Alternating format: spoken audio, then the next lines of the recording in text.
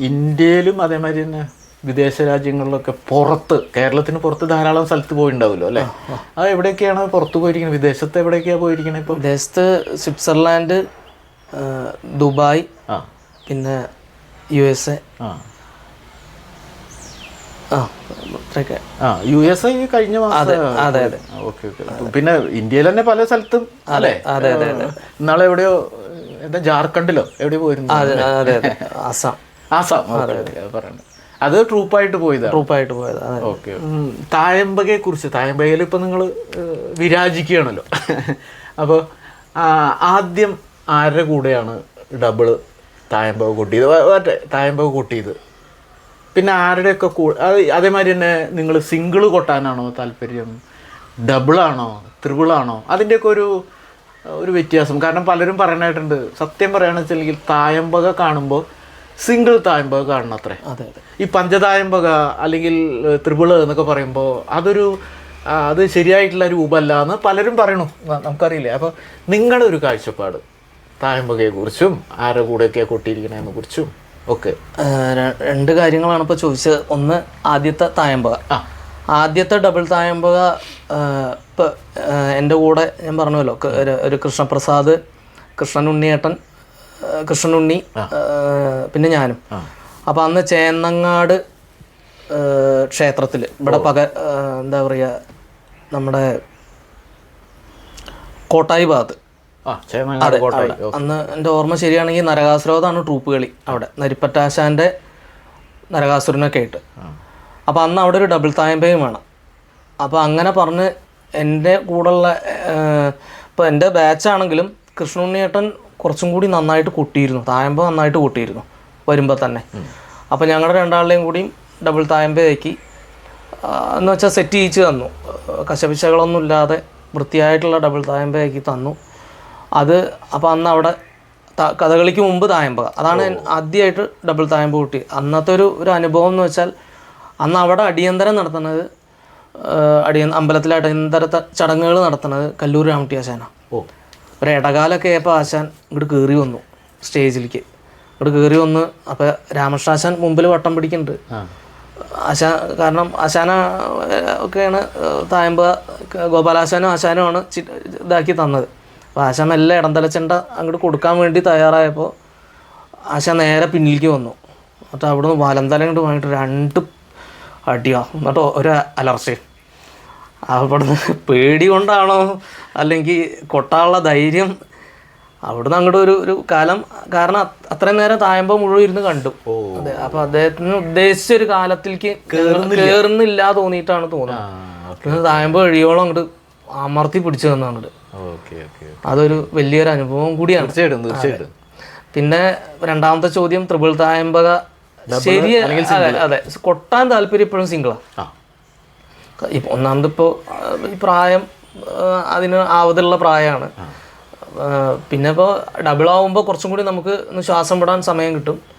സിംഗിളാവുമ്പോൾ ആദ്യ അവസാനം ഇപ്പോൾ 1 മണിക്കൂറാണ് അല്ലെങ്കിൽ 1.5 മണിക്കൂറാണെന്നുണ്ടെങ്കിൽ അതിൻ്റെ ഇപ്പം ഇന്നത്തെ ഒരു ട്രെൻഡും കൂടി വെച്ച് നോക്കുകയാണെങ്കിൽ നമ്മുടെ തായമ്പയും കൂടി ആ ട്രെൻഡിനൊത്ത് ഉയരണം എന്നുണ്ടെങ്കിൽ നല്ല അധ്വാനം. അല്ല, സത്യം പറഞ്ഞാൽ സിംഗിളല്ലേ നമുക്ക് കുറേ കൂടി പെർഫോം ചെയ്യാം.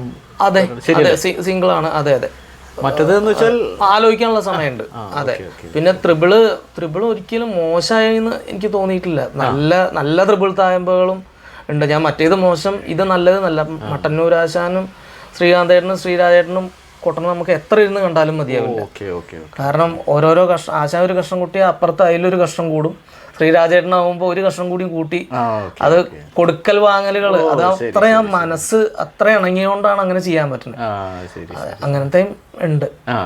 അല്ല, ഈ തായമ്പകയെ കുറിച്ച് പറഞ്ഞപ്പോഴേ നിങ്ങൾ പറഞ്ഞപ്പോൾ പെട്ടെന്ന് എൻ്റെ മനസ്സിൽ കയറി വന്നതാണ്. നിങ്ങൾ തുടക്കം പറഞ്ഞു, 2 പേരെയും ആദ്യമായിട്ട് തായമ്പക കൂട്ടി വലിയ കശപിശി ഇല്ലാതെ അങ്ങോട്ട്. അതെനിക്ക് മനസ്സിലാവാതെ. കശപിശ എന്ന് പറഞ്ഞാൽ ഓരോരുത്തരുടെ മനോധർമ്മം, അല്ലെങ്കിൽ എന്താണ് ഈ കശപിശ എന്ന് ഉദ്ദേശിച്ചത്? അതെ മനസ്സിലായി. കശപിശ എന്ന് ഉദ്ദേശിച്ച അല്ല, ഞാനത് ആ വേർഡിനെ അല്ല ഉദ്ദേശിച്ചത്, ഞാൻ അതിന്റെ അർത്ഥത്തെ കുറിച്ച് അതിന്റെ ക്ലാരിറ്റി. അതായത് അന്ന് ഞങ്ങളെ പഠിപ്പിച്ചത് വെറും ഇപ്പോൾ ഒരു എക്സാമ്പിൾ പറഞ്ഞാൽ അഡ്ഡകടകാം നഗണ നകാം നഗ്ഗും നക്കാം നന്നക്കാം നഗ്ഗും നക്കാം നന്നക്കാം നഗ്ഗും നക്കാം നന്നക്കാം അതന്നെ ഉള്ളൂ. അതിൽ വേറൊരു മനോധർമ്മ എണ്ണങ്ങൾ, മനോധർമ്മത്തെ ഞാൻ കശപിശാന്ന് പറഞ്ഞതല്ല, അങ്ങനെ ഒരു മനോധർമ്മം അല്ലെങ്കിൽ അങ്ങനെയൊന്നും ഇല്ലാത്ത വൃത്തിയായിട്ടുള്ള നീറ്റായിട്ടുള്ള തായമ്പ. അതെ, എന്ന് വെച്ചാൽ കയ്യും കോലും വൃത്തിയായിട്ട് കൊട്ടുക എന്നുള്ളൊരു നിലയ്ക്ക് അതേ പറഞ്ഞു തന്നിട്ടുള്ളൂ. അതിൽ മനോധർമ്മം ഉണ്ടായിരുന്നില്ലേ? മനോധർമ്മങ്ങൾ ഉണ്ടായില്ല, മുഴുവനായിട്ടും അല്ല, ചില ഭാഗങ്ങളിലൊക്കെ ഉണ്ടായിരുന്നു. അത് ഈ പറഞ്ഞ പോലെ മനോധർമ്മങ്ങൾ മുഴുവനായിട്ട് മനോധർമ്മം പഠിപ്പിക്കലല്ല, കുറച്ച് ആദ്യത്തെ ഒരു 1-2 കഷ്ണങ്ങൾ പഠിപ്പിക്കലുണ്ടായിട്ടുണ്ട്. എനിക്കിപ്പോഴും ഓർമ്മ ഉണ്ട്. നഗി നഗി നക്കാം നഗണനഗഡൂർ ഇന്ന ഗണനകാം നന്ന ഗഡ എന്നാണ് എന്നെ ആദ്യം പഠിപ്പിച്ചിട്ടുള്ള ഒരു അടിസ്ഥാനത്തെ എണ്ണങ്ങളെ വിട്ടിട്ട് പഠിപ്പിച്ചിട്ടുള്ള ഒരു എണ്ണം. പിന്നെ അവിടുന്ന് അങ്ങോട്ട് നഗിന്നക്ക അങ്ങനെയൊക്കെ നമ്മളായിട്ട് തന്നെ അത് പറഞ്ഞു തന്നിരുന്നു.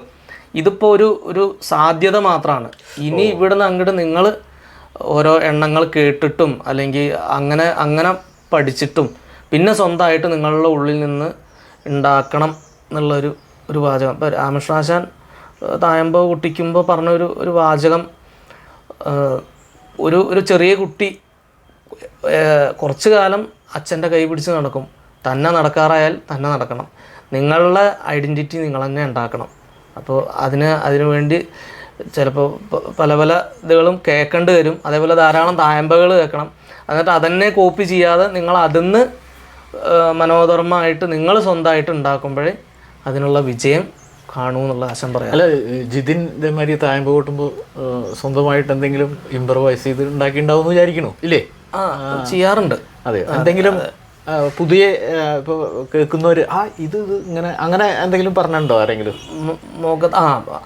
അതൊക്കെ എണ്ണത്തെക്കുറിച്ചോ അല്ലെങ്കിൽ അത്രയും അറിയാവുന്ന എക്സാമ്പിൾ പറഞ്ഞപ്പോൾ ആ മേളാചാര്യ ട്രസ്റ്റിൻ്റെ അതിന് കഴിഞ്ഞപ്പോൾ ബാലസുന്ദരേട്ടൻ പറഞ്ഞു മുഖത്തിലുണ്ടാക്കിയ എണ്ണം എന്ന് വെച്ചാൽ മുഖത്തിൽ കൊട്ടുന്ന എണ്ണം നന്നായിട്ടുണ്ട്, അത് 5 കള.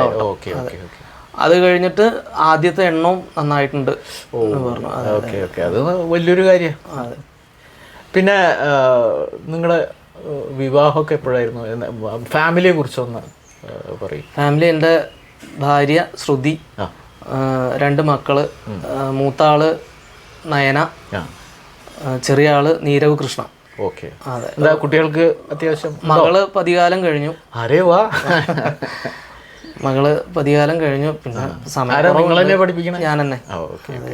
കുട്ടി ഇരിക്കുവോ? താല്പര്യമുണ്ട്. ഞാനായിട്ട് തുടങ്ങണം എന്ന് പറഞ്ഞതല്ല, കുറേ കാലം കോവിഡ് കാലത്താണ് ഈ ലൈവ് ക്ലാസ്സുകൾക്കൊക്കെ എനിക്ക് മൊബൈല് വെച്ച് കയറണതും അല്ലെങ്കിൽ തയ്യാറായോ എന്നൊക്കെ ചോദിക്കുന്നത് മകളായിരുന്നു. അപ്പോൾ എന്നാലും ആ മൊബൈല് തയ്യാറാക്കി കഴിഞ്ഞാൽ അതിൻ്റെ അടുത്തിരിക്കും.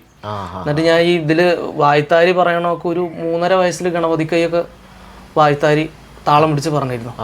അതെ. അപ്പോൾ മറ്റേ മോള് താഴെയുള്ളവന് എന്തെങ്കിലും? 5 വയസ്സായിട്ടില്ല. ആയി വരുന്നേ ഉള്ളൂ. കാരണം അല്ല, ഈ പെൺകുട്ടികൾക്ക് ഇത്രയും താല്പര്യം ഉണ്ടാവുക എന്ന് പറഞ്ഞാൽ അതൊരു വലിയ അത്ഭുതമാണ്. അപ്പൊ സാധാരണ അച്ഛന്മാര് പഠിപ്പിക്കില്ല എന്ന് പറയും. കാരണം ഞാൻ പഠിപ്പിച്ചാൽ ശരിയല്ലോ പറഞ്ഞേക്കില്ല. പക്ഷെ നിങ്ങൾക്ക് ആ ഒരു വിഷയമില്ല. അങ്ങനെ പറയാൻ പറ്റില്ല. നമുക്ക് കുറച്ചും കൂടി സ്വാതന്ത്ര്യം ഉള്ളതുകൊണ്ട് ദേഷ്യം പെട്ടെന്ന് വരും. ഒരു ശ്രദ്ധിക്കായിക വരുമ്പോ. അതെ, ഇപ്പൊ ഏകദേശം അതിന്റെ വക്കിൽ നിൽക്കുകയാണ്. അപ്പൊ ഞാൻ തൽക്കാലത്തേക്ക് അങ്ങോട്ട് നിർത്തി വെച്ചു. Okay, very good. ജിതിൻ, അപ്പോൾ കുറച്ചും കൂടി ഒരു കാര്യങ്ങൾ എനിക്ക് അറിയണമെന്നുണ്ട്. എന്താ വെച്ചാൽ ഈ തെക്കൻ ചിട്ടയിൽ നിങ്ങൾ കൊട്ടാൻ പോകുമ്പോഴും വടക്കൻ ചിട്ടയിൽ കൊട്ടാൻ പോകുമ്പോഴും ഉള്ള ഒരു മാറ്റങ്ങൾ അതൊന്ന്. തെക്കൻ ചിട്ട ശരിക്കും പറഞ്ഞാൽ സദനത്തിൽ അത് തെക്കൻ ചിട്ട എന്ന് പറഞ്ഞിട്ട് പഠിപ്പിക്കലില്ല. ഒന്നാമത് തെക്കൻ അധ്യാപകർ കഥകളി, കാരണം ചിട്ട അത് ചെണ്ടക്കാർ മനസ്സിലാക്കണമെന്നുണ്ടെങ്കിൽ അതിൻ്റെ ചൊല്ലിയാട്ട കളരിയിൽ തന്നെ പോകണം. ഞാൻ പ്രധാനമായിട്ടും മനസ്സിലാക്കിയത് ഈ പറഞ്ഞ പോലെ കലാമണ്ഡലത്തിൽ എൻ്റെ സുഹൃത്തുക്കളുണ്ട്. അവരുടെ പല കളികൾക്കും പോയിട്ട് എന്ന് വെച്ചാൽ അല്ലെങ്കിൽ ഞാൻ പോണ കളികൾക്ക് അവരുണ്ടാവുമ്പോൾ ഒന്നും അറിഞ്ഞിരുന്നില്ല. പിന്നീട് ഈ പറഞ്ഞ പോലെ തിരനോക്കിലുള്ള വ്യത്യാസം, വട്ടമിച്ച് കലാസിലുള്ള താളങ്ങളിലെ വ്യത്യാസം, ഇപ്പോൾ തെക്കൻ ചിട്ട വടക്കൻ ചിട്ട രണ്ടും ഈ രണ്ട് ശൈലിയിൽ ഇപ്പോൾ വടക്കനിൽ താളം പിടിക്കുന്നത് ചെമ്പട വട്ടമിച്ച് കലാസിൻ്റെ താളം പിടിക്കുന്നത് തൈ തിത്തി തൈ തിത്തി തൈ തിത്തി തൈ തിത്തി തൈ, ഇങ്ങനെ ഈ തിത്തി തൈ തന്നെയാണ് പിടിക്കുന്നത്. അത് തെക്കനിലാവുമ്പോൾ തൈ തിത്തി തിത്തി തിത്തി തൈ തിത്തി തൈ തിത്തി തൈ തിത്തി തിത്തി തിത്തി തൈ തിത്തി തൈ തിത്തി തൈ. ഇത് ഈ പറഞ്ഞ പോലെ ഞാൻ അന്വേഷിച്ച് കണ്ടുപിടിച്ച തന്നെയാണ് നമ്മൾ തന്നെ. അതെ അതെ അതെ. പിന്നെ മുറിയടന്ത കലാസിലുള്ള വ്യത്യാസം, വടക്കനിലാവുമ്പോൾ തൈ തിത്തി തൈ തൈ തിത്തി തൈ തൈ തിത്തി തൈ തൈ, ഈ തിത്തി തൈ ആണ് സമം വരുന്നത്. തെക്കനിലാവുമ്പോൾ തൈ തിത്തി തൈ തൈ തിത്തി തൈ തൈ തിത്തി തൈ തൈ. അപ്പോൾ എന്നോട് പറഞ്ഞ പഞ്ചാരി എണ്ണങ്ങളാണ് അതിൽ കൊട്ടുക എന്നുള്ള ആണ്. കാരണം തൈ തിത്തി തൈ തോം തത്തിന്തക തോം തത്തിന്തക തോം തത്തിന്തക എന്ന് പറഞ്ഞ പഞ്ചാരി താളം. അപ്പോൾ അങ്ങനെയുള്ള കുറേ, അതേപോലെ തിരനോക്കിലുള്ള വ്യത്യാസങ്ങൾ, പിന്നെ അഷ്ടകലാശത്തിലുള്ള വ്യത്യാസങ്ങൾ, ഇതൊക്കെ ഞാൻ എൻ്റെ കലാമണ്ഡലത്തിലുള്ള സുഹൃത്തുക്കളോടും അല്ലെങ്കിൽ അവിടെയുള്ള വേഷക്കാരും മേളക്കാരും സുഹൃത്തുക്കളോടൊക്കെ ചോദിച്ചിട്ടാണ് മനസ്സിലാക്കിയിട്ടുള്ളത്. ഇവിടെ അത് പഠിപ്പിക്കില്ല, കാരണം നമ്മൾ പുറത്തു പോയി കഴിഞ്ഞാൽ അതേപോലെ പുറപ്പാടിലുള്ള വ്യത്യാസങ്ങൾ, അത് ഒരു പ്രാവശ്യം എറണാകുളം ഭാഗത്ത് പോയിട്ട് ഞാൻ പെട്ടുപോയി. അതെ, വല്ലാണ്ട് പെട്ടുപോയി. പിന്നീട് അത് ചോദിച്ച് മനസ്സിലാക്കി. അല്ല, ഈ ഇപ്പോൾ ഈ നരകാസുരവധം പോലെയുള്ള തെക്കൻ ചിട്ടയിലെ ആചാര്യന്മാർ കളിക്കുമ്പോൾ നിങ്ങളെ കൊട്ടാന്ന് വെച്ചിട്ടുണ്ടെങ്കിൽ, നിങ്ങൾ നരകാസുരവധം കെട്ടുന്ന ആളുടെ അടുത്ത് നമ്മളൊരു തലേദിവസം അച്ഛൻ എന്താ ചെയ്യുക, അങ്ങനെയുള്ള ഒരു ഡിസ്കഷൻ ഉണ്ടാവില്ലേ സാധാരണ? അങ്ങനെ ഉണ്ടോ? തെക്കൻ ചിട്ട അതേവരെ നരകാസുരം കൊട്ടേണ്ടി വന്നിട്ടില്ല. വ്യത്യാസങ്ങൾ ഒരുപാടുണ്ടെന്ന് കേട്ടിട്ടുണ്ട്. ഞാൻ ചോദിച്ചത് അത്രയ്ക്ക് അങ്ങോട്ട് ഇതായിട്ട് വന്നു കഴിഞ്ഞാൽ തീർച്ചയായിട്ടും നമ്മളൊന്ന് അന്വേഷണം ഉണ്ടാവും. അതെ അതെ, ആചാര്യനായിട്ടൊന്ന് സംസാരിച്ച് അല്ലേ, ഇല്ലാണ്ട് പറ്റില്ല. അതേമാതിരി തന്നെ ഈ തായമ്പക നിങ്ങൾ സ്പെഷ്യലായിട്ട് ആരെങ്കിലും അടുത്ത് പോയി ശിക്ഷണം ചെയ്തിട്ടുണ്ടോ? ഞാൻ ഇവിടുന്ന് ഡിപ്ലോമ കോഴ്സ് കഴിഞ്ഞ് 2 വർഷത്തെ PGയും കഴിഞ്ഞു, 2 വർഷത്തെ പോസ്റ്റ് ഗ്രാജുവേഷനും കഴിഞ്ഞു. പിന്നെയും ഈ പറഞ്ഞ പോലെ പ്രോഗ്രാമുകൾ, അപ്പോഴേക്കും വീട്ടിലെ ബാധ്യതകൾ കൂടി വന്നു. ഒരു പരിധി വരെ പറഞ്ഞാൽ വീട് ജപ്തി വരെ എത്തി. അച്ഛൻ്റെ ഇതുകൊണ്ട് എത്താത്തൊരവസ്ഥയായി. അങ്ങനെ എനിക്ക് ഇവിടുന്ന് വിട്ടു പോകേണ്ടി വന്നു. ഒരു നിശ്ചിതമായിട്ടുള്ള ഒരു തുക അല്ലെങ്കിൽ നമുക്ക് ഒരു മാസം കിട്ടണം എന്നുള്ളൊരു അവസ്ഥയിലേക്ക് എത്തി, നിർബന്ധിതനായി ഞാൻ. അല്ലാതെ ഒരവസ്ഥയും കാരണം. അപ്പോൾ അങ്ങനെ ഇരിക്കുമ്പോൾ ഒരു ജോലി എന്നുള്ള നിലയ്ക്ക് അന്വേഷിച്ചപ്പോൾ കുമളിയിൽ ഒരു കഥകളി തിയേറ്റർ തുടങ്ങുകയാണ്. അപ്പോൾ അവിടേക്ക് ആളെ ആവശ്യമുണ്ട് പറഞ്ഞിട്ട് ഞാനും ഒരു മദ്ദളം എൻ്റെ ജൂനിയറായി പഠിച്ചിരുന്നൊരു ശ്യാമുണ്ടായിരുന്നു, ഞങ്ങൾ 2 ആളും കൂടിയും പോയി. അങ്ങനെ അവിടെ എത്തി. അപ്പോഴും ആലോചിച്ചത് എന്താ വെച്ചാൽ, എന്തായാലും അപ്പോഴേക്കും ഒരുവിധം കൊട്ടിനോട് ഉള്ള താല്പര്യമൊക്കെ അപ്പോഴേക്കൊക്കെ ഒരുപാട് കൂടിയിരുന്നു. ഇവിടുന്ന് ഒട്ടും വിട്ടുപോകാൻ മനസ്സുണ്ടായിട്ടില്ല. കഥകളിക്കൊട്ടും തായമ്പയോടും അല്ലെങ്കിൽ മേളത്തിനോടും ഒക്കെ അത്ര ഇതായിരുന്നു. പക്ഷേ നമ്മളുടെ ചില അവസ്ഥകൾ കൊണ്ട് ഒരുപാട് സങ്കടത്തോടെ ഇവിടുന്ന് പോയത്. അവിടെ എത്തി. അപ്പോൾ അവിടെ എത്തിയാലും കൊട്ടാലോ ദിവസവും, അതാണ് ഒരു ഉള്ളിൽ അപ്പം ഉണ്ടായിരുന്നത്. അവിടെ എത്തി എല്ലാവരും അവിടുന്ന് ഒരു കലാനിലയം സുന്ദരൻ, അരവിന്ദൻ, കലാനിലയം മനോജ്, മദ്ദളത്തിന് ശ്യാംപ്രകാശ്, ചെണ്ടയ്ക്ക് ഞാൻ, പാട്ടിനൊരു ബിനീഷ്. ഈ ബിനീഷ് എന്ന് പറഞ്ഞ അധ്യാപകനല്ല. അല്ലല്ല. അപ്പോൾ അങ്ങനെ അവിടെ എത്തിപ്പെട്ടു. അങ്ങനെ മാസങ്ങൾ കടന്നുപോയി പറഞ്ഞപ്പോൾ അപ്പോഴും നമുക്ക് അന്ന് ഈ മൊബൈൽ ഫോണോ ആൻഡ്രോയിഡ് ഫോണൊന്നും ആയിട്ടില്ല വല്ലാണ്ട്. അപ്പോഴും നമുക്ക് മനസ്സിലുള്ളിൽ അവിടെ ആകെ തിയേറ്ററിൽ വെറും അരമണിക്കൂറേ കൊട്ടേണ്ട ആവശ്യമുള്ളൂ. അപ്പോൾ അത് പിന്നീട് മടുപ്പ് ഉണ്ടാക്കാൻ തുടങ്ങി. മടുപ്പ് പറഞ്ഞാൽ ഈ കേളി എന്നൊക്കെ പറഞ്ഞാൽ കേളി മുഖം ഒരു 100 കൊട്ടണം. 5 മിനിറ്റ് കൊണ്ട്, 5 മിനിറ്റും ഇല്ല, 3 മിനിറ്റാറ്റേ സമയമുള്ളൂ. 3 മിനിറ്റ് കൊണ്ട് ഒരു കേളി പെട്ടെന്ന് കഴിക്കണം. അത് കഴിഞ്ഞാൽ ഡെമോൺസ്ട്രേഷൻ, പിന്നെ ഒരു അരൈ ബാലിക മുതൽക്ക് അല്ലെങ്കിൽ എന്താ പറയുക നരകാസുരവധം സാരി മുതൽക്ക് ഒരു ചെറിയൊരു അവസാനത്തെ നക്രവണ്ടി വരുന്ന ഭാഗം വരേക്കുള്ള അതിനുള്ള കോപ്പേ ഉള്ളൂ അവിടെ എന്ന് വെച്ചാൽ. അതെ അതെ അതെ, അവിടെ കഥകളി കോപ്പ് അതെ അതെ അതെ അതേ ഉള്ളൂ അവിടെ. അപ്പോൾ അതിങ്ങനെ മടുത്തപ്പോൾ ഞാനിപ്പോൾ പറഞ്ഞ ചോദ്യത്തിലേക്ക് പെട്ടെന്ന് വരാം. അതിങ്ങനെ മടുത്തപ്പോൾ മെല്ലെ പകലൊരു ജോലി, കാരണം എത്രയും പെട്ടെന്ന് ഇവിടുത്തെ ബാധ്യത തീർത്തിട്ട് അവിടുന്ന് പോരണം, അതായി ചിന്ത. അങ്ങനെ ഒരു ജോലി ആയാൽ പകലെന്തായാലും ഫ്രീ ആയിട്ടിരിക്കുക, ഒന്നുമില്ല, ഭക്ഷണം അവിടെ ഉണ്ട്, സുഖമാണ്. ഭക്ഷണം പാചകം ചെയ്യാൻ അവിടെ ഒരു അമ്മ വരും, അവർ രാവിലെ പാചകം തോന്നിയ സമയത്ത് നീക്കലായി, ഒരു എന്താ പറയുക ചിട്ടല്ലാത്ത ജീവിതമായി. അപ്പോൾ അങ്ങനെ അത് കഴിഞ്ഞ് പകലൊരു പണി അന്വേഷിച്ച് ഇറങ്ങി. അങ്ങനെ പെയിൻറ്റിങ് പണിക്ക് പോയി. പെയിൻറ്റിങ് പണിക്ക് പോകേണ്ടി വന്നു.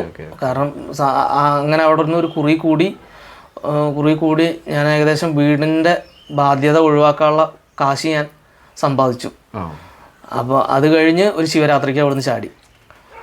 പിന്നെ ഞാൻ തിരിച്ചു പോയിട്ടില്ല. ശിവരാത്രിക്ക് പോന്നു. പിന്നെ അവിടെ ഉള്ളപ്പോഴും ആ ഭാഗത്തേക്കൊക്കെ, കോട്ടയം ഭാഗത്തേക്കൊക്കെ ഇങ്ങനെ വല്ലപ്പോഴും ഒരു കളിക്ക് പോയിരുന്നു. അപ്പോൾ അത് കഴിഞ്ഞ് അവിടുന്ന് പോന്നി പിന്നെ ഞാൻ തിരിച്ചു പോയില്ല. അവിടുന്ന് വിളിക്കുകയൊക്കെ ചെയ്തു.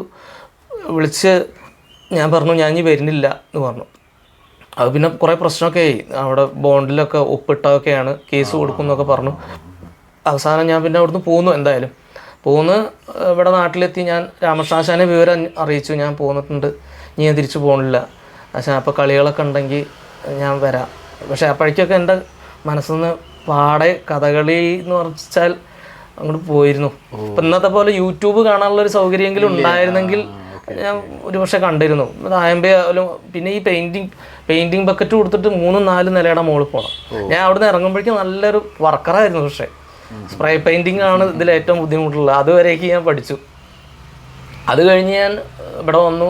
പിന്നെ കളികൾക്കൊക്കെ പോയി തുടങ്ങിയപ്പോൾ എനിക്ക് മനസ്സിലായി എൻ്റെ കയ്യിൽ നിന്ന് എല്ലാം പോയി, ഒന്നുമില്ല.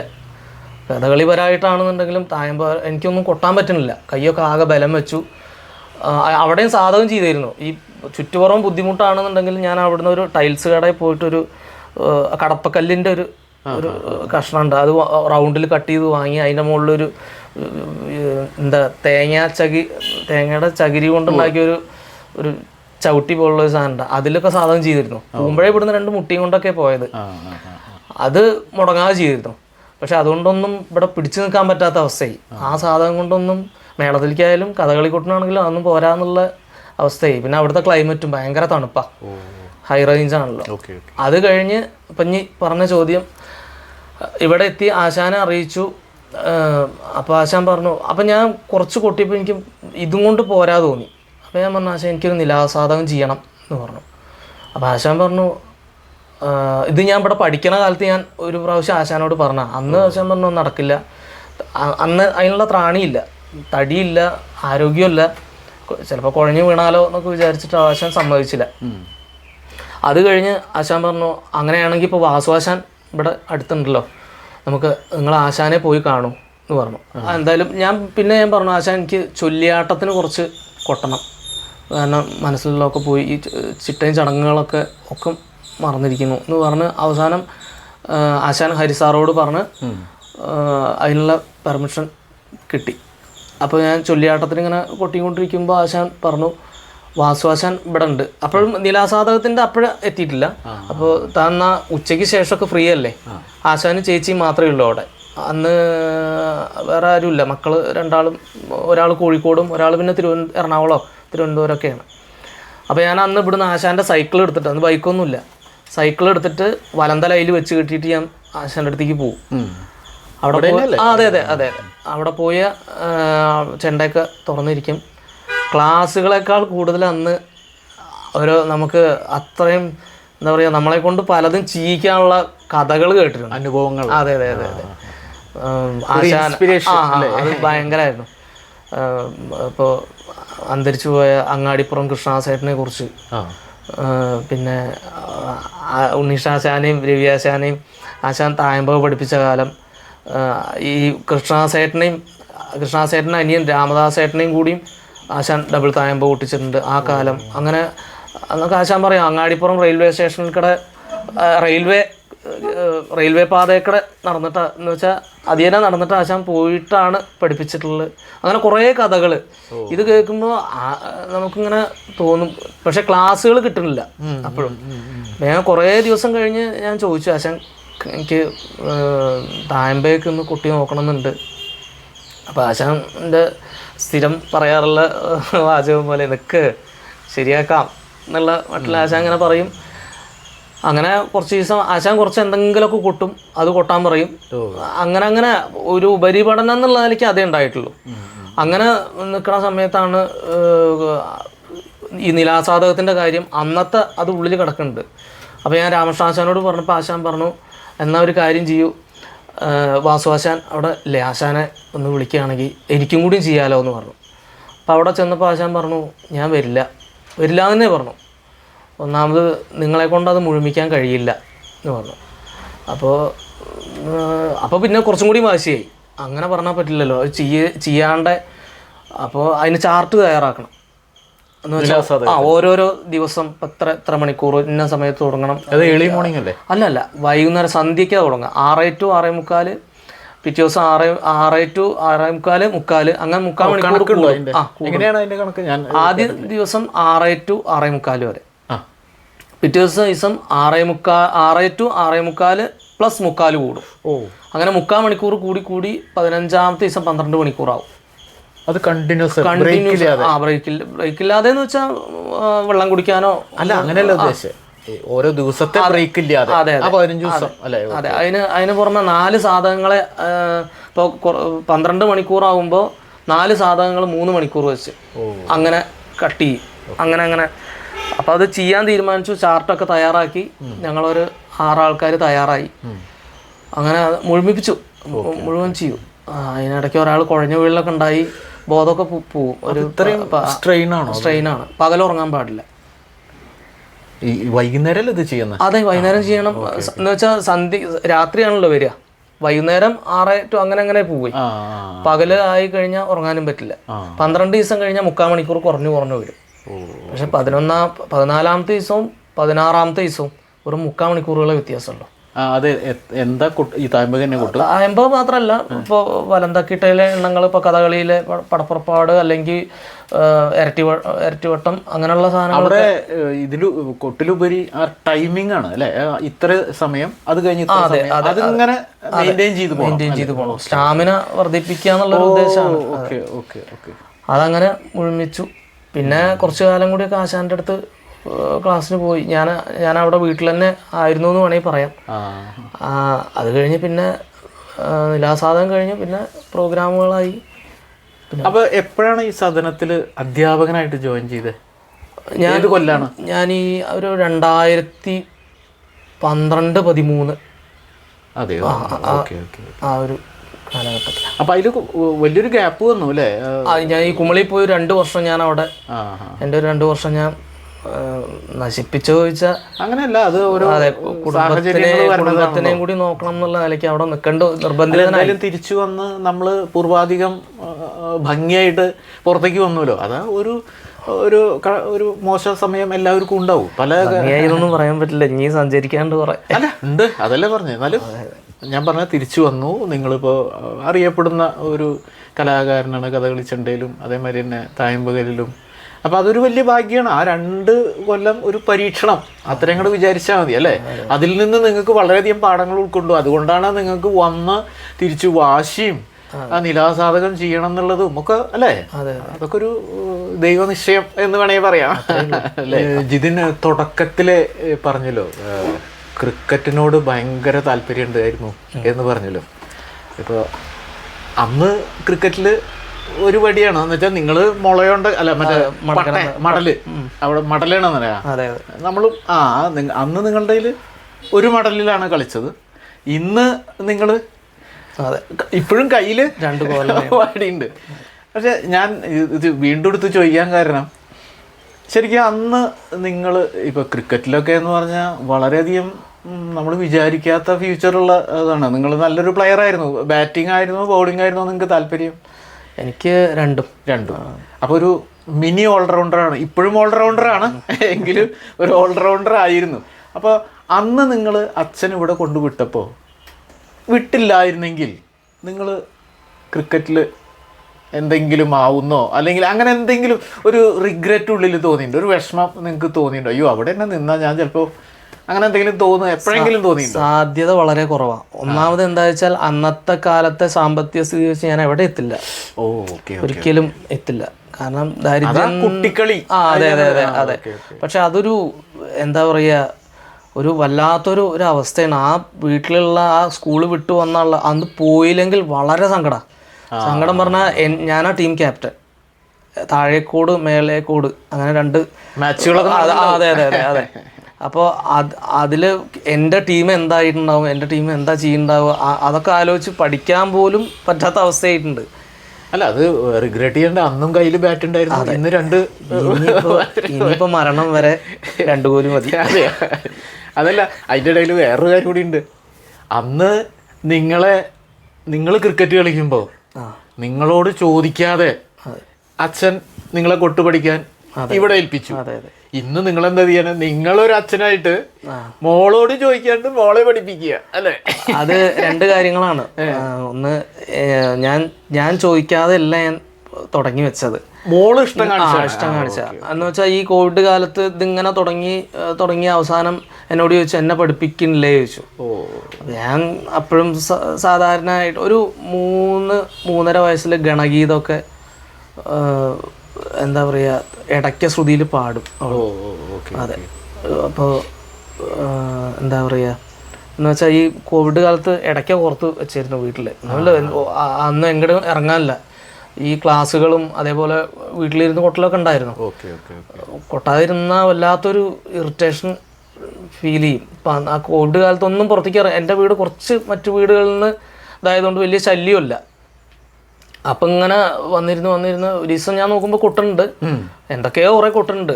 അപ്പോൾ ഞാൻ എന്നാ തക്കിട്ടെന്ന് കൊട്ട് എന്ന് പറഞ്ഞിട്ട് ഇടത് കയ്യിൽ, കീ വലത് കയ്യിൽ ഇങ്ങനെ അകത്തിക്കുക. അപ്പോൾ അതേപോലെ കൊട്ടുണ്ട്. അങ്ങനെ ഇങ്ങോട്ട് തുടങ്ങി വെച്ചാൽ അവളുടെ താല്പര്യപ്രകാരം നിങ്ങൾക്ക് മനസ്സിലായി ആൾക്ക് കുറച്ച് ഉള്ളിൽ ടാലന്റഡ് ആണെന്ന് മനസ്സിലായി. ഈ ഗണപതി കൈ വായത്താരി പറഞ്ഞപ്പോൾ ഞാൻ ഓരോ ദിവസം ഓരോരോ കഷ്ണങ്ങൾ വെച്ച് പഠിപ്പിച്ചു. ആദ്യത്തെ ദിവസം ഗീക്കാൻ മാത്രം പഠിപ്പിച്ചു. അപ്പോൾ വൈകുന്നേരം ആയപ്പോഴേക്കും ഗീക്കാൻ പഠിച്ചു. 2ാമത്തെ ദിവസം നഗാം എന്നുള്ളത് മാത്രം പഠിപ്പിച്ചു. 3ാമത്തെ ദിവസം ഈ 2ഉം പാടെ കണക്ട് ചെയ്ത് പറയാൻ പറ്റുമോ ചോദിച്ചു. അപ്പോൾ അത് പെട്ടെന്ന് പറഞ്ഞപ്പോൾ 3ാമത്തെ കഷ്ണം കൂടിയും പഠിപ്പിച്ചു. അങ്ങനെ ഒരു 1.5 കൊണ്ട് പഠിച്ചു. പിന്നെ ഞാൻ തന്നെ അറിയാതെ ഞാൻ ഇതിങ്ങനെ പിടിച്ചു കൊടുക്കണ കണ്ട് അവളും ഇങ്ങനെ കൃത്യമായിട്ട് താളം പിടിച്ചിട്ട്. അല്ല, അത് ജീനിലുണ്ടാവില്ല, അത്ഭുതമല്ല, അത് എന്തായാലും ഉണ്ടാവും. പിന്നെ ഇപ്പോൾ നിങ്ങൾ ആരെങ്കിലും ഒക്കെ വളരെയധികം ഭംഗിയിൽ പോയിക്കൊണ്ടിരിക്കുന്നു. അപ്പം ഇനി ഈ കലയിൽ തന്നെ എന്നുവെച്ചാൽ ചെണ്ട മേളത്തിലോ അല്ലെങ്കിൽ തായമ്പയിലോ നിങ്ങൾക്ക് പുതിയ ഇന്നോവേഷൻസ്, നിങ്ങളുടേതായ എന്തെങ്കിലും പ്ലാൻ നിങ്ങൾ ഉദ്ദേശിച്ച് അല്ലെങ്കിൽ അതിന് പിന്നിൽ വർക്ക് ചെയ്യുന്നുണ്ടോ? സത്യം പറഞ്ഞാൽ ഇപ്പോഴും ഒരു കളി ഉണ്ടെന്നുണ്ടെങ്കിൽ ആ ഭാഗത്തെക്കുറിച്ച് 2-3 ദിവസം മുമ്പ് ചിന്തിക്കും. ഇപ്പോൾ അറിയണ ഭാഗമാണെങ്കിൽ കൂടി നമ്മൾക്ക് മുൻപിൽ സഞ്ചരിക്കുന്ന നമ്മുടെ ആചാര്യന്മാർ ആ ഭാഗത്തെ എങ്ങനെ കൊട്ടുണ്ട് എന്നുള്ളത് ആദ്യം കാണാറുണ്ട്. എന്ന് വെച്ചാൽ കളികൾ ഉണ്ടാകുമ്പോൾ അല്ലാത്ത സമയത്തും പ്രത്യേകിച്ച് നളചരിതം പോലുള്ള ഇതൊന്നും ഒരുപാട് കൊട്ടാൻ എനിക്ക് അവസരം കിട്ടിയിട്ടില്ല. ഉണ്ടെങ്കിൽ അപ്പോൾ കൂടുതലായിട്ടും കാരണം എന്താ പറയുക, ഒരുപാട് മാനസിക സംഘർഷങ്ങൾക്കിടെ പോണ ഒരു കഥയായതുകൊണ്ട് സാധാരണ കഥകൾ ചെയ്യും പോലെ അത് ചെയ്യാൻ പറ്റില്ല. അപ്പോൾ അതൊക്കെ ഒരുപാട് ഇരുന്ന് കാണാറുണ്ട്. അതല്ല ഞാൻ ചോദിച്ചത്, കഥകളിയുടെ മുന്നൊരുക്കല്ല ഞാൻ ചോദിച്ചത്, മേളത്തിൽ നിങ്ങൾ എന്തെങ്കിലും പുതിയൊരു ഇന്നോവേഷൻ അല്ലെങ്കിൽ പുതിയൊരു താളലയോ അല്ലെങ്കിൽ. ഞാൻ സത്യം പറഞ്ഞാൽ മേളങ്ങൾക്ക് പോക്ക് നിർത്തി ഞാൻ. എന്ന് വെച്ചാൽ എനിക്ക് മേളത്തിനോട് അന്നുണ്ടായിരുന്നൊരു താല്പര്യം എന്ന് വെച്ചാൽ പ്രധാനമായിട്ടും സാമ്പത്തികം തന്നെയായിരുന്നു. അന്ന് ഈ പറഞ്ഞ പോലെ പിന്നീട് എനിക്ക് തോന്നി മേളത്തിൽ ഒരു മൂലയ്ക്ക് ഒന്ന് കൊട്ടിയിട്ട് നമുക്കൊന്നും നേടാനില്ല. എന്ന് വെച്ചാൽ മേളം മോശമെന്നല്ല പറയുന്നത്, പക്ഷേ അതിനേക്കാൾ കൂടുതൽ ബുദ്ധിമുട്ട് എന്ന് ഞാൻ പറയുന്നില്ല, നമ്മൾ അതിന് വേണ്ടിയിട്ട് കുറേ അർപ്പിച്ചിട്ടുണ്ട്. കഥകളിക്കൊട്ട് അതുപോലെ തായമ്പ. അപ്പോൾ എനിക്ക് ഒന്നുമില്ലെങ്കിൽ മേളത്തേക്കാൾ കൂടുതൽ കഥകളിക്കൊട്ട് തന്നെയാണ് എപ്പോഴും ഇഷ്ടം. ഈ കലാകാരന്മാർക്ക് എപ്പോഴും ഒരു ഉള്ളിലൊരു അംബീഷൻ ഉണ്ടാവും, എനിക്ക് അച്ചീവ് ചെയ്യണം, അല്ലെങ്കിൽ എനിക്ക് ഇന്ന ഒരു ഗോൾ എത്തണം, അങ്ങനെ എന്തെങ്കിലും ഒരു അംബീഷൻ ഉള്ളിൽ. ഇപ്പോൾ പറയില്ലേ, ചിലപ്പോൾ സിനിമാ നടന്മാരെ പറയും ഇന്ന ആളുടെ ഡയറക്ഷനിലേക്ക് ഒന്ന് അഭിനയിച്ചാൽ കൊള്ളാമെന്ന് ആഗ്രഹമുണ്ട് എന്നൊക്കെ പറയണ മാതിരി നിങ്ങളുടെ ഉള്ളിൽ ഉള്ള ഒരു അംബീഷൻ എന്ന് വെച്ചാൽ, ഞാൻ ഇപ്പോഴും പറഞ്ഞു കഴിഞ്ഞാൽ എൻ്റെ സമപ്രായക്കാരായിട്ടുള്ള ആൾക്കാരുടെ കൊട്ട് ഞാനിപ്പോഴും കാണും. എന്ന് വെച്ചാൽ എൻ്റെ ഉള്ള ഇപ്പോൾ കലാമണ്ഡലത്തിലുള്ള ആൾക്കാരായാലും വേണു ആയാലും രവിശങ്കർ ആയാലും അവരുടെ കൊട്ട് ഞാൻ കാണും. കാരണം അവരത് ചെയ്യണം കാണുമ്പോൾ അതുപോലെ ചെയ്യണം, അല്ലെങ്കിൽ അതിനേക്കാൾ നന്നായി ചെയ്യാൻ ശ്രമിക്കണം എന്നുള്ളത് ഒരു ഇത് മനസ്സിലുണ്ടാവാറുണ്ട്. ഒരുപാട് സഞ്ചരിക്കണം, അതന്നെ ഇനിയുള്ള മോഹം. ഈ കലാലോകത്ത് കഥകളിക്കുട്ടിന് വേണ്ടിയിട്ട് കൂടുതലും. അതിൻ്റെ പുറമെ തായമ്പക ഇപ്പോൾ ഈ പറഞ്ഞ പോലെ എനിക്ക് വലിയ മോഹങ്ങളൊന്നും ഇല്ല. എന്ന് വെച്ചപ്പോൾ ഞാൻ ഒരുപാട് കൊട്ടിയതായി എന്നല്ല പറയണേ, അത് പിന്നെ വന്നോളൂ, അത് നമുക്ക് ചെയ്യാൻ. പക്ഷേ കുറേ കാലങ്ങൾ കൊണ്ട് ഞാൻ മനസ്സിലാക്കിയാണ് തായമ്പയേക്കാൾ കൂടുതൽ ചെയ്യാനുള്ളത് കഥകളിക്കുട്ടിൽ. അതെ അതെ. അപ്പോൾ ജിതിൻ, നമ്മളിപ്പോൾ കുറേ നേരം വളരെയധികം കാര്യങ്ങൾ സംസാരിച്ചു. നിങ്ങളെക്കുറിച്ച് ഓഡിയൻസിന് ഇപ്പോൾ നിങ്ങൾ ആരാണ്, എന്താണ്, നിങ്ങളുടെ പഠനം എന്തായിരുന്നു, കുമളിയിൽ പോയത്, ആ ബുദ്ധിമുട്ട്, അതുമാതിരി ഗുരുക്കന്മാർ, അങ്ങനെ എല്ലാ കാര്യത്തിനെ കുറിച്ചും നമ്മൾ വളരെയധികം സംസാരിച്ചു. അപ്പോൾ എല്ലാവർക്കും ഇതൊരു, സത്യം പറഞ്ഞാൽ നിങ്ങളെക്കുറിച്ച് ഇപ്പോൾ കാണുന്നവർക്കും ഒക്കെ ആരാണ് ജിതിൻ, മറ്റേത് നമ്മൾ ആരെങ്കിലും കാണുന്നില്ലേ ഉള്ളൂ, ആരാ ജിതിൻ, സാധാരണ ജിതിൻ, ഇതങ്ങനെയല്ല. ഇത് നമ്മൾ നിങ്ങളെക്കുറിച്ച് എല്ലാം മനസ്സിലാക്കി കഴിഞ്ഞു.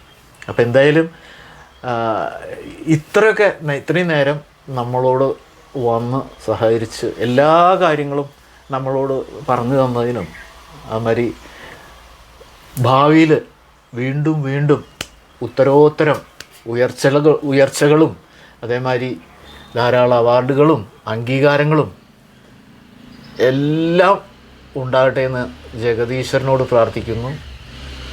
എല്ലാം നന്നായി വരട്ടെ. ഞാൻ എൻ്റെ സന്തോഷം അറിയിക്കുകയാണ്. കളിമേള സഞ്ചാരം വായ്ത്താരി എന്ന ഈ പ്രോഗ്രാമിൽ പങ്കെടുക്കാൻ കഴിഞ്ഞതിലും, അതിലുപരി കഴിഞ്ഞു വന്ന കാലം ബുദ്ധിമുട്ട് എന്നുള്ളത് തോന്നിയിട്ടൊന്നുമില്ല. ഇനിയും ഒരുപാട് സഞ്ചരിക്കാനുണ്ട്. അപ്പോൾ എന്തായാലും ഇതിൽ പങ്കെടുക്കാൻ കഴിഞ്ഞതിലും പഴയകാല ഓർമ്മകൾ വീണ്ടും ഒന്ന് പൊടി തട്ടിയെടുക്കാൻ കഴിഞ്ഞതിലും എൻ്റെ സന്തോഷം അറിയിക്കുന്നു.